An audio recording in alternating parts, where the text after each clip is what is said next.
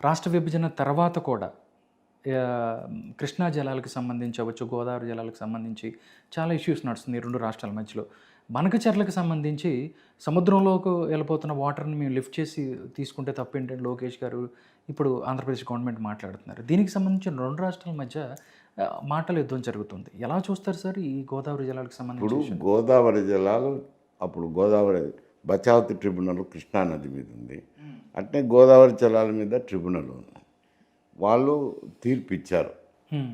తీర్పు ఇచ్చారు కాబట్టి తీర్పు ప్రకారము ఆ, అదనపు జలాలు ఉంటాయి కదా, కోట కేటాయించంగా పై రాష్ట్రాలు వాడుకోగా కింది రాష్ట్రం కాబట్టి అప్పుడు ఆంధ్రప్రదేశ్గా ఉన్నప్పుడు మిగులు జలాల మీద హక్కు ఆంధ్రప్రదేశ్కి ఏర్పడింది. ఆంధ్రప్రదేశ్కి ఏర్పడినప్పుడు అది ఆంధ్రప్రదేశ్కు సంబంధించింది. హ్మ్. మళ్ళీ ఇప్పుడు రాష్ట్రం డివైడ్ అయిపోయింది కదా, డివైడ్ అయినప్పుడు మాకు కూడా హక్కు వస్తుంది కదా అని తెలంగాణ వాళ్ళు వాదిస్తున్నారు. హ్మ్. ఆంధ్ర ఏమి అంటే మేము కింది రాష్ట్రం కదా, వృధాగా పోయే జలాలను మేము మేము తీసుకొని వాడుకుంటే వాడుకుంటే తప్పేంటి తప్పేంటి అని. అంటున్నారు. అది గోదావరిలో ఏదైనా కానీ వరదలు వచ్చినప్పుడు అదనంగా కింద సముద్రం లేకపోయే బదులు ఆ నుంచి కృష్ణ డెల్టాకు, కృష్ణ డెల్టా నుంచి నాగార్జున సాగర్కి ఇస్తారు కదా, 80 టీఎంసీ ఇస్తున్నారు. ఓకే. ఆ 80 టీఎంసీని నాగార్జున సాగర్ శ్రీశైలం నుంచి వదులుతారు. ఫస్ట్ రిజర్వాయర్ అదే కదా, శ్రీశైలం నుంచి వదిలితే నాగార్జున సాగర్ వదిలి కృష్ణ డెల్టా.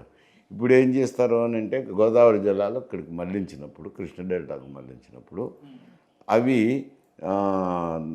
నాగార్జున సాగర్లో నాగార్జున సాగర్ నీరు స్టోర్ అవుతుంది, శ్రీశైలం స్టోర్ అవుతుంది.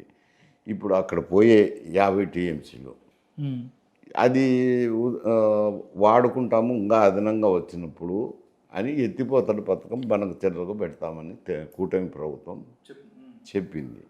అది దానివల్ల ఇప్పుడు నష్టమేమీ లేదు కానీ తెలంగాణకు. హ్మ్. కాకపోతే ఏమిటంటే మాకు షేర్ రావాలి కదా అని వాదన. హ్మ్.